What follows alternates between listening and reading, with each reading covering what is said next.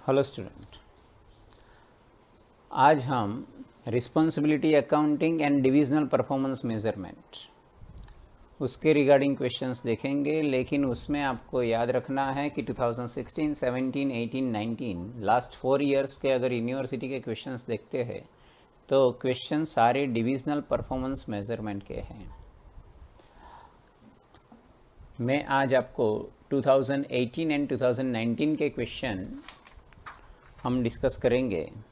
लेकिन देखो, जैसे ये 2019 है, 2018 है, रेसिडुअल इनकम है, रिटर्न ऑन इन्वेस्टमेंट है, फिर प्रॉफिट मार्जिन परसेंटेज है, रिटर्न ऑन इन्वेस्टमेंट, यानी ये सब पहले हम थोड़ा डिस्कस कर ले तो आप ठीक से समझ पाओगे, फिर आंसर में दिक्कत कम आ जाएगी। तो पहले देखते हैं। देखो, सबसे पहले हम डिस्कस करते हैं रिटर्न ऑन इन्वेस्टमेंट। समझना, रिटर्न ऑन इन्वेस्टमेंट बेसिकली इसकी फॉर्मूला है operating profit, net operating income भी कह सकते हो, earning before interest and tax भी कह सकते हो, डिवाइडेड बाय कैपिटल एम्प्लॉयड। आप कैपिटल एम्प्लॉयड कह लो, या फिर टोटल असेट्स भी कह लो, या फिर ऑपरेटिंग असेट्स भी कह लो। Okay sir, into 100 operating profit, और यू से earning before interest and tax, और यू से net operating income. So operating profit divided by total assets into 100, ये रिटर्न ऑन इन्वेस्टमेंट की फॉर्मूला है। अब समझिए सही में ये फॉर्मूला आई कहाँ से। So net profit ratio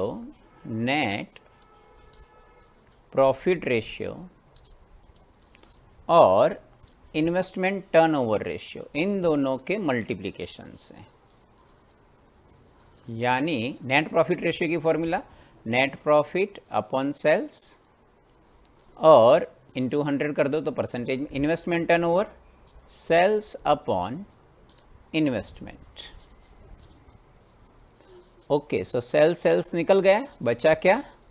net profit means operating profit upon investment. So profit upon investment means total assets, और इसे ऑपरेटिंग असेट्स, और इसे कैपिटल एम्प्लॉयड।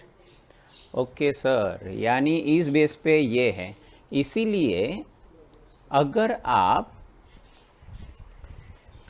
ड्यूपॉन्ट चार्ट देखोगे जो आपकी बुक में गलत दिया है, आपकी बुक में एक मिस्टेक हो गई है, उसमें यहाँ पे देख लीजिए आप। देखो, ड्यूपॉन्ट चार्ट जो रिटर्न ऑन इन्वेस्टमेंट के लिए दिया गया है वो। सो रिटर्न ऑन इन्वेस्टमेंट बेसिकली इन दोनों बेस पे होता है, यानी क्या होता है, एक नेट प्रॉफिट रेशियो और दूसरा होता है इन्वेस्टमेंट टर्नओवर। ओके, अब नेट प्रॉफिट रेशियो कैसे निकलता है? Net profit divided by sales. Investment turnover कैसे होता है? Investment turnover sales divided by investment. Okay, अब नेट प्रॉफिट कैसे होता है? नेट प्रॉफिट होता है sales minus total cost. Total cost कैसे आती है? सो दो जगह कॉस्ट होती है, एक ट्रेडिंग अकाउंट में जिसे हम कॉस्ट ऑफ सेल्स कहेंगे, और एक P&L अकाउंट में जिसे हम ऑपरेटिंग एक्सपेंसेस कहेंगे। इन्वेस्टमेंट में कौन से इन्वेस्टमेंट आते हैं? फिक्स असेट्स में इन्वेस्टमेंट किया जाता है, और वर्किंग कैपिटल में इन्वेस्टमेंट किया जाता है। और वर्किंग कैपिटल में क्या आता है? Stock, debtors and cash. ये आपका ड्यूपॉन्ट चार्ट है रिटर्न ऑन इन्वेस्टमेंट का। आपकी बुक में एक गलती है, ये पार्ट है ना वो सेल्स में आ गया है, सेल्स में नहीं है, वो टोटल कॉस्ट के दो पार्ट है। ओके सर, अब देखो थोड़ा ध्यान रखना, रिटर्न ऑन इन्वेस्टमेंट की फॉर्मूला तो मैंने बता दी। ऑपरेटिंग प्रॉफिट होगा डिवाइडेड बाय आपका जो इन्वेस्टमेंट हुआ वो इनटू 100। देखो, ये फॉर्मूला आपको एक दिखती है लेकिन एक नहीं है। अगर मुझे इन्वेस्टमेंट फाइंड आउट करना है तो फिर मैं क्या कर सकता हूँ, इन्वेस्टमेंट यहाँ पे लेके जाऊँ, ROI यहाँ पे ला दूँ, यानी क्या हो जाएगा, operating profit upon return on investment. और अगर मुझे ऑपरेटिंग प्रॉफिट फाइंड आउट करना है तो so operating profit is equal to क्या हो जाएगा, investment into return on investment. यानी देखो, आपको एक फॉर्मूला पता है, लेकिन उसके साथ में बाय प्रोडक्ट 2 फॉर्मूलाज होती है जो इनमें से ही बनती हैं। ओके सर, अब एक और बात बता दूं मैं, रेसिडुअल इनकम क्या है। देखो, रेसिडुअल इनकम क्या है, आपकी जो इनकम है, यानी आपने जो इन्वेस्टमेंट किया है उसमें से आपकी जो अर्निंग हो रही है उसमें से मिनिमम आपका जो रिक्वायर्ड रेट ऑफ रिटर्न के हिसाब से जो इनकम होनी चाहिए, लाइक आप 15% अर्न कर रहे हो, लेकिन minimum required rate of return आपका 10% था, सो एक्सेस 5% इनकम आपने की ना, वो आपकी रेसिडुअल इनकम है। सो रेसिडुअल इनकम, ऑपरेटिंग प्रॉफिट, ये थोड़ा पता होना चाहिए आपको। चलो हम एक क्वेश्चन डिस्कस करते हैं। देखो 2019 का क्वेश्चन है, division A B C 3 division है, और मेरे हिसाब से ए और सी तो सेम है, बी थोड़ा अलग है। देखते हैं, कैलकुलेट मिसिंग फिगर यहीं पूछा है। सेल्स डिवीज़न ए का 1,50,000 था, ऑपरेटिंग असेट्स नहीं दी गई थी। देखो मैंने बताया ना, ऑपरेटिंग असेट्स मिसिंग है, यहाँ पे ऑपरेटिंग असेट्स मिसिंग है, यानी इन्वेस्टमेंट कितना किया वो मिसिंग है, ऑपरेटिंग असेट्स, लेकिन ये 2 होगा तभी ये मिसिंग हो सकता है। ओके सर, ऑपरेटिंग इनकम है आपके पास, रिटर्न ऑन इन्वेस्टमेंट है, मैंने बताया ना, देखो ये फॉर्मूला एक है, लेकिन इसके साथ 2 फॉर्मूला वैसे ही बन जाती हैं। Minimum required rate of return missing है, रेसिडुअल इनकम है आपके पास। ओके, सो अब क्वेश्चन करते हैं इसका। पहले डिवीज़न ए की बात करें, ये 2019 में पूछा गया क्वेश्चन है। रिटर्न ऑन इन्वेस्टमेंट, जिसकी फॉर्मूला आपको पता है, operating profit divided by operating assets into 100 कर दोगे तो परसेंटेज में आ जाएगा। अब इन 3 में से 2 अमाउंट है हमारे पास। देखो, रिटर्न ऑन इन्वेस्टमेंट है 15, ऑपरेटिंग इनकम है 11,250। सो रिटर्न ऑन इन्वेस्टमेंट है 15, ऑपरेटिंग प्रॉफिट हमारा था 11,250, ऑपरेटिंग असेट्स हमें पता नहीं है, इंटू 100। सो ऑपरेटिंग असेट्स कितनी हो जाएगी, 11,250 डिवाइडेड बाय 15 इंटू 100, ये आपकी ऑपरेटिंग असेट्स हो जाएगी। सो इसको कैलकुलेट कर लेते हैं, 11,250 डिवाइडेड बाय 15 इंटू 100, सो 75,000। इसको चेक भी कर सकते हो आप, आपने इन्वेस्टमेंट किया 75,000, इसका 15% आपका प्रॉफिट होना चाहिए, हो गया 11,250। ओके सर, और याद रखना, अगर आपने यहाँ पे 15% कर दिया ना, तो फिर 100 लिखने की ज़रूरत नहीं है, तो फिर 11,000, तो फिर क्या करना है, 11,250 डिवाइडेड बाय 15%, परसेंटेज कर दिया तो 100 नहीं लिखना है। ओके, तो ये मिल गया आपको क्या, ऑपरेटिंग असेट्स मिल गई, ऑपरेटिंग असेट्स। एक क्वेश्चन सॉल्व हो गया इसका। दूसरा क्या था, minimum required rate of return percentage में कितना होगा। तो अब इसके लिए आपको क्या पता होना चाहिए, रेसिडुअल इनकम किसे कहते हैं। सो रेसिडुअल इनकम किसे कहते हैं, सो आपका जो ऑपरेटिंग प्रॉफिट है उसमें से return on the basis of minimum required rate of return, return यानी प्रॉफिट, रिटर्न की जगह मैं लिख दूँ प्रॉफिट। सो मेरा ऑपरेटिंग प्रॉफिट और फिर मुझे मिल जाएगी रेसिडुअल इनकम, ये हो गई मेरी रेसिडुअल इनकम। सो रेसिडुअल इनकम गिवन है 3750, ऑपरेटिंग प्रॉफिट मुझे गिवन है 11,250। सो ये डिफरेंस हो जाएगा मेरा। सो 11,250 माइनस 3750, सो 7500 मिनिमम रिक्वायर रिटर्न बेस पे मेरा प्रॉफिट होना चाहिए 7500। सो देखो minimum require rate of return पूछा है, यानी आपको ये रिटर्न देखो, प्रॉफिट की मैं बात करूँ ना, रुपीज़ में कैलकुलेट करना हो तो ये आंसर आ गया, लेकिन परसेंटेज अगर निकालना है तो वो भी हम कर सकते हैं। चलो परसेंटेज भी निकाल दे हम। So minimum required rate of return कितने परसेंटेज होंगे इन परसेंटेज। तो देखो 7500 प्रॉफिट निकला, असेट्स कितनी थी 75,000।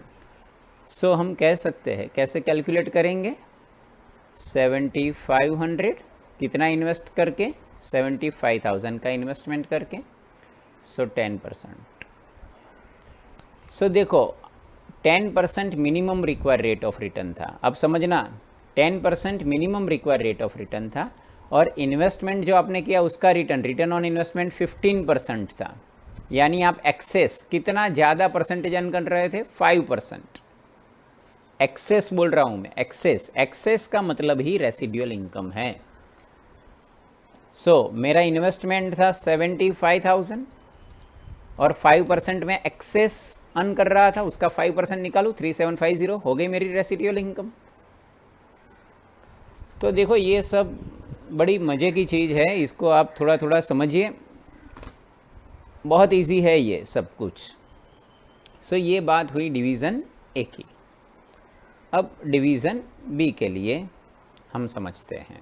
देखो ये दोनों मिसिंग फिगर मिल गई, ऑपरेटिंग एसेट 75,000 और इसका परसेंटेज हुआ 10% और अमाउंट में 7500। अब डिवीज़न बी के लिए क्या है, डिवीज़न बी के लिए ऑपरेटिंग एसेट भी है, ऑपरेटिंग एसेट गिवन है, ऑपरेटिंग इनकम पता नहीं है, लेकिन रिटर्न ऑन इन्वेस्टमेंट है और रेसिडुअल इनकम भी है। तो हमें minimum require rate of return and operating income, so same यही फॉर्मूला को यूज़ कर लेंगे। Return on investment is equal to operating profit divided by operating assets into 100। Operating assets की जगह दूसरा नाम कैपिटल एम्प्लॉयड भी है, टोटल असेट्स भी है, याद रखना।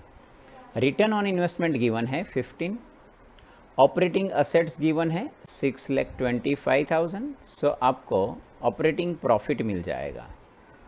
सो ऑपरेटिंग प्रॉफिट मैं डायरेक्ट लिख देता हूँ, 6,25,000 का 15%, 6,25,000 का 15%, 93,750।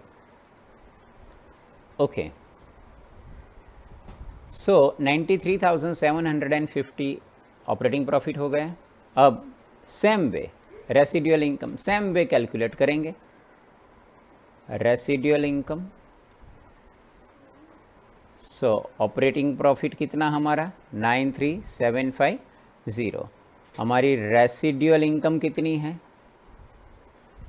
12,500। रेसिडुअल इनकम यानी ये समझिए आपकी एक्सेस आप कितना अर्न कर रहे हो, जो मिनिमम रिटर्न चाहिए उससे ज़्यादा कितना अर्न कर रहे हो। So profit on the basis of minimum required rate of return, so ये डिफरेंस में मिल जाएगा। सो 93,750 माइनस 12,500 यानी 81,250, ये minimum require rate of return होगा। अब उसके परसेंटेज सेम वे निकाल लेंगे। मिनिमम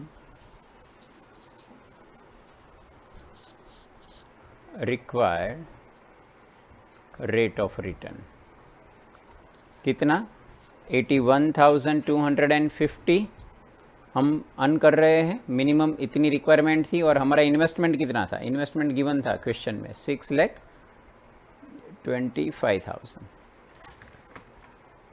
सो 81,250 81,250 डिवाइडेड बाय 6,25,000, सो 13%। यानी मिनिमम मेरा रिटर्न था 13%, मैं अर्न कर रहा था 15%, यानी मैं ज़्यादा कितना अर्न कर रहा हूँ 2%, 2% ज़्यादा अर्न कर रहा हूँ और मेरा इन्वेस्टमेंट 6,25,000 है, उसका मैं 2% कर दूँ, देखो 12,500 मेरा रेसिडियल इनकम। ओके, अब डिवीज़न सी, मेरे हिसाब से डिवीज़न सी को करने की ज़रूरत नहीं है, डिवीज़न सी को करने की ज़रूरत नहीं है। रिटर्न ऑन इन्वेस्टमेंट 25% है, ऑपरेटिंग एसेट नहीं है। सेम वे डिवीज़न ए में किया है वैसे ही कैलकुलेट करेंगे, लेकिन रेसिडुअल इनकम नहीं है, नील। मुझे बताओ, रेसिडुअल इनकम नील है, इसका मतलब क्या हो जाएगा, क्या होगा बताओ तो। रेसिडुअल इनकम नील है, इसका मतलब ये है कि आपका operating profit and minimum required rate of return base का प्रॉफिट दोनों सेम होना चाहिए, तभी ये अमाउंट ज़ीरो होगी ना, ये दोनों अमाउंट सेम होगी। इसका मतलब ये हुआ कि आपका minimum required rate of return कितना होगा, जितना रिटर्न ऑन इन्वेस्टमेंट है, और रिटर्न ऑन इन्वेस्टमेंट कितना है 25%। सो रेसिडुअल इनकम अगर नील होती है तो return on investment and minimum required rate of return दोनों सेम होता है, क्योंकि अगर इससे ये ज़्यादा हो गया तब तो रेसिडुअल इनकम मिलने वाली है, क्योंकि आपने कुछ ज़्यादा अर्न किया। लेकिन दोनों के परसेंटेज सेम होंगे, दोनों की अमाउंट सेम होगी, तो फिर रेसिडुअल इनकम तो कभी आपको मिल ही नहीं सकती, नील।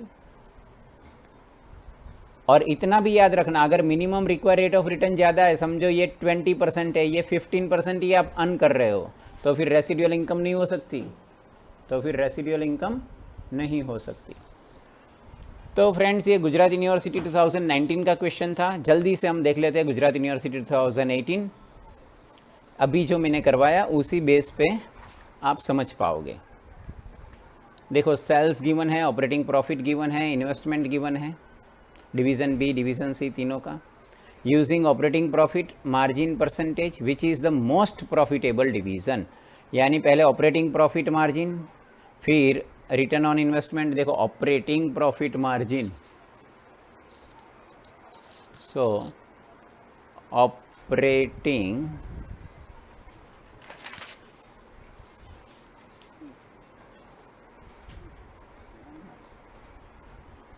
Profit margin, operating profit margin, उसकी फॉर्मूला क्या हो जाएगी, operating profit divided by sales into 100। अगर डिवीज़न ए की बात की जाए तो उसका प्रॉफिट 2 लाख है, सेल्स 38 लाख इंटू 100, जो भी आंसर आया आप निकाल सकते हो। डिवीज़न बी की बात करें 5 lakh profit, sales 170 lakh into 100, और डिवीज़न सी की बात करें 10 लाख प्रॉफिट और 200 लाख सेल्स इंटू 100। ओके, ये ऑपरेटिंग प्रॉफिट मार्जिन जो सबसे ज़्यादा अर्न कर रहा है, using the operating profit margin percentage which is the most profitable division. So जो सबसे ज़्यादा प्रॉफिट मार्जिन यानी परसेंटेज जिसके सबसे ज़्यादा आया उसके लिए लिख दीजिए कि लाइक डिवीज़न बी आता है या ए और सी जो भी आता है, it is the most profitable division. दूसरा क्वेश्चन हमें पूछा है रिटर्न ऑन इन्वेस्टमेंट के लिए, फॉर्मूला आपको याद होनी चाहिए। बताओ क्या फॉर्मूला थी, operating profit divided by operating assets, ऐसा लिखा था ना हमने इस केस में, क्योंकि इस केस में ऑपरेटिंग असेट्स था, यहाँ पे इन्वेस्टमेंट है। तो सो डिवीज़न ए के लिए इन्वेस्टमेंट 20 लाख लेकिन प्रॉफिट 2 लाख, सो हम कह सकते हैं 10%। In case division B profit 5 lakh, investment 62.5 lakh into 100, C 10 lakh profit 80 lakh investment. अब देखो और एक क्वेश्चन है, अभी ये जो आंसर निकला उसमें से सबसे ज़्यादा परसेंटेज जिसके हैं वो डिवीज़न अच्छा परफॉर्म कर रहा है, ऐसा हम कह सकते हैं। लेकिन अभी क्वेश्चन और है, which of the about two measures, देखो टू कौन से, operating profit margin and return on investment, give better indication of overall operating performance. So operating performance के लिए इन दोनों में से कौन सा अच्छा है, देखो ऑपरेटिंग प्रॉफिट मार्जिन में सिर्फ हम क्या करते हैं, operating profit upon sales into 100 कर देते हैं, operating profit upon sales into 100 कर देते हैं। लेकिन रिटर्न ऑन इन्वेस्टमेंट जो होता है ना, उसमें हम इन्वेस्टमेंट बेस पे प्रॉफिट कितना निकलता है वो फाइंड आउट करते हैं। और मैंने वो ड्यू पॉइंट चार्ट आपको डिस्कस किया था। रिटर्न ऑन इन्वेस्टमेंट में हम सब कुछ कंसीडर कर लेते हैं, उसमें नेट प्रॉफिट मार्जिन भी आ जाता है, इन्वेस्टमेंट टर्नओवर भी आ जाता है, सब कुछ कंसीडर होके ये निकलता है। तो फिर कहने का मतलब ये है कि return on investment is better than the operating profit margin for evaluating performance of the division. So ये आपको लिखना है नंबर 3 में। सो स्टूडेंट्स ये 2018 का था, आपको 2017 का भी क्वेश्चन पेपर मिल जाएगा, 16 का भी मिल जाएगा, उसमें से आप प्रैक्टिस कीजिए। 2018 का ये जो मैंने क्वेश्चन किया ना, ऐसा ही एक दूसरा क्वेश्चन है 14 मार्क्स में है, ये 7 मार्क्स में था, 14 मार्क्स में, लेकिन आप कर पाओगे। फॉर्मूलाज जो मैंने ड्यू पॉइंट चार्ट में लिखी थी ना, वो बेसिकली 2, बस उसको ही आप दिमाग में रखिए और आंसर अपने आप वो होता ही रहेगा। सो स्टूडेंट मिलेंगे नेक्स्ट सेशन में। All of you goodbye, take care.